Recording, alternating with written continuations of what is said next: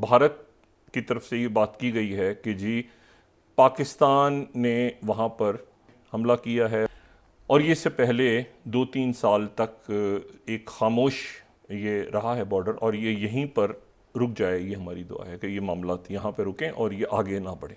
हमें इंडिया से खतरा है कि कहीं इंडिया हम पे महदूद फौजी कार्रवाई ना कर दे या फिर हमारे से मुकम्मल जंग ना कर ले। इस वक्त पाकिस्तान की गवर्नमेंट डरी हुई है, क्या कहेंगे आप?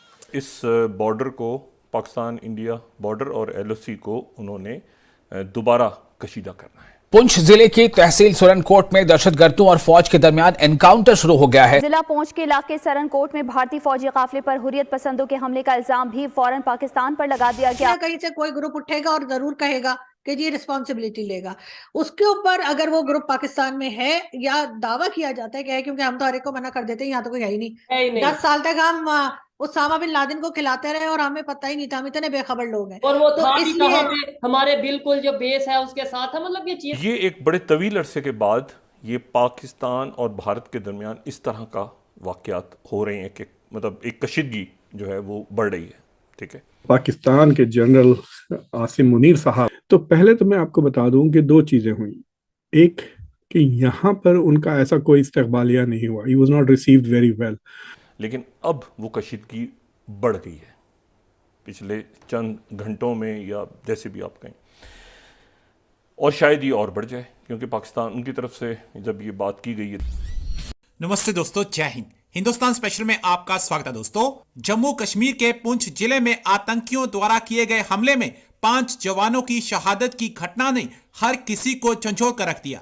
ऑपरेशन के लिए जा रहे जवानों की गाड़ियों पर आतंकियों ने घात लगाकर हमला किया, जिसमें 5 जवान शहीद हो गए। वहीं इस हमले के बाद सेना ने ऑपरेशन शुरू कर दिया है।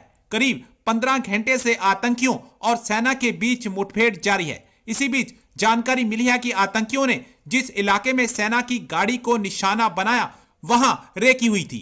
पाकिस्तान स्थित लश्कर तौयबा की शाखा PAFF ने घात लगाकर किए गए हमले की जिम्मेदारी ली है। अब पाकिस्तान स्थित आतंकियों द्वारा किए गए इस हमले से भारत में गुस्से की लहर दौड़ गई है। पाकिस्तानी मीडिया ये चर्चा कर रहा है कि भारत अब हमें नहीं छोड़ने वाला। भारत के जवान शहीद हुए हैं और भारत इसका बदला लेकर रहेगा। इस वक्त भारतीय सेना और आतंकवादियों के बीच मुठभेड़ जारी है। जल्द ही यह खबर आपको सुनने को मिलेगी कि इन आतंकवादियों को जहन्नम पहुंचा दिया। पहली दफा ऐसा हुआ है कि भारत की तरफ से ये बात की गई है कि जी पाकिस्तान ने वहाँ पर पाकिस्तान ने हमला किया है और उसके नतीजे में वहाँ पे उनके फ़ौज के लोग जो हैं वो जानों से गए हैं, और इस बॉर्डर को, पाकिस्तान इंडिया बॉर्डर और एलओसी को उन्होंने दोबारा कशीदा करना है। ये एक बड़े तवील अरसे के बाद ये पाकिस्तान और भारत के दरमियान इस तरह का वाकयात हो रहे हैं कि मतलब एक कशीदगी जो है वो बढ़ रही है।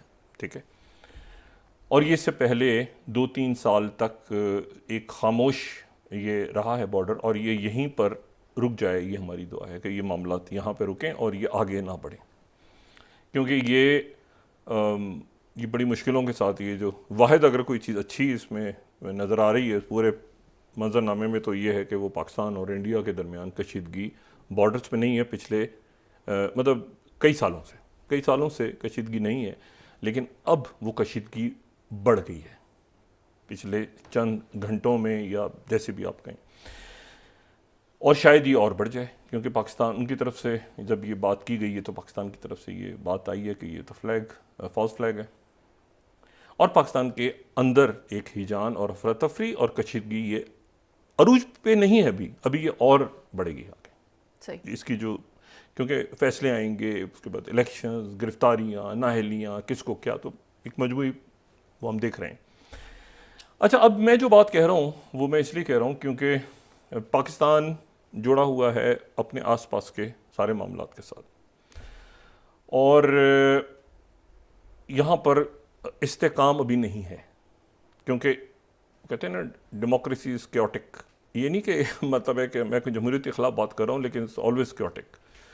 तो जब आप इलेक्शंस की तरफ जा रहे हैं, जब आप, तो वो एक फुल के, और उसके बाद भी मामलात क्या बेहतर हो जाएंगे या नहीं होंगे वो कोई नहीं कह सकता। उसकी वजह यह है कि हज़ारों की तादाद में ये शायद लाखों की तादाद में अर्जेंटीना के लोग सड़कों पे हैं। और वो वहाँ पर जो नए इलेक्टेड प्रेसिडेंट आए हैं जिन्होंने आके कहा है कि मैं मुख्तलिफ यहाँ पे शोबे ख़त्म कर दूँगा और मैं डॉलर को के साथ ले जाऊँगा अपनी में, वो सड़कों पे हैं और उनके ख़िलाफ़ मुजाहरे शुरू हो गए। तो पहले तो मैं आपको बता दूं कि दो चीज़ें हुई। एक कि यहाँ पर उनका ऐसा कोई इस्तकबालिया नहीं हुआ, he was not received very well. जो सबसे हाईएस्ट द यूएस उनकी मुलाकात हुई है वो secretary of state Anthony Blinken के साथ हुई है, और मुझे लगता है वो it was just a photo op, ऐसी कोई तफसीलन बातचीत नहीं हुई। अगर वो बैठ के भी बात करते हैं तो शायद वो दोनों के बैठे हुए फोटोग्राफ भी हमको देखने में मिलते हैं। सो बेसिकली एक कमरे में वो आसिम मुनीर साहब वेट कर रहे थे, जब ब्लिंकन को वक्त मिला ही केम आउट, शूक हैंड्स, हो सकता है वेदर के बारे में पूछा, पता नहीं क्या पूछा, या पूछा कि इलेक्शन कब करवा रहे हो आप, मेक श्योर के election are fair and free, और फिर वो 3-4 फोटोग्राफ्स के बाद वो वहां से रफा दफा हो गए। So I think that's what is happening. इसलिए अगर आप जितने भी फोटोग्राफ्स आप देख रहे हैं ब्लिंकन के साथ, दे आर स्टैंडिंग। और वैसे भी यहाँ पर यूएस में मैं आपको बताऊंगा कि कोई ऐसी मेजर रीड आउट्स नहीं आए इनके दूसरे मुलाकातों से।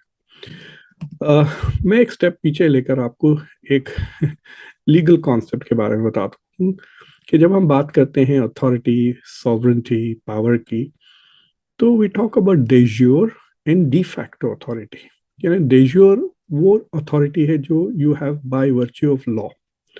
de facto वो होता है जो आप जबरदस्ती कब्जा कर ले, या something that you have by virtue of possession but not by authority.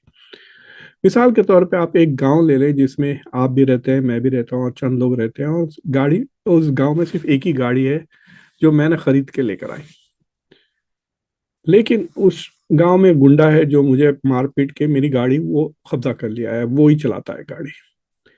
तो अगर आप में से किसी को इमरजेंसी के दौरान गाड़ी की जरूरत पड़ी तो आप किसके पास जाएंगे? Will you go to the de jure owner, यानी जिसकी पास टाइटल है, लीगल ओनरशिप है गाड़ी, या आप उसके पास जाएंगे जिसके पास वो एक्चुअल गाड़ी कंट्रोल में है, कि भाई वो गुंडे के पास जाए, भाई प्लीज हमारे को इमरजेंसी हो गई, can you give us a ride to the city.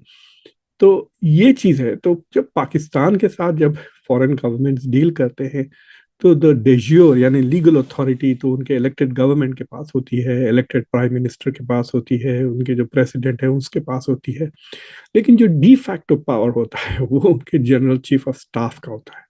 सो उनके साथ जब डील करते हैं इट इज़ वेरी डिफिकल्ट, क्योंकि गवर्नमेंट्स नो कि if they want something done, मतलब अगर कुछ चाहिए उनको एक्चुअली पाकिस्तान में that can be done, then they have to deal with the chief of army staff.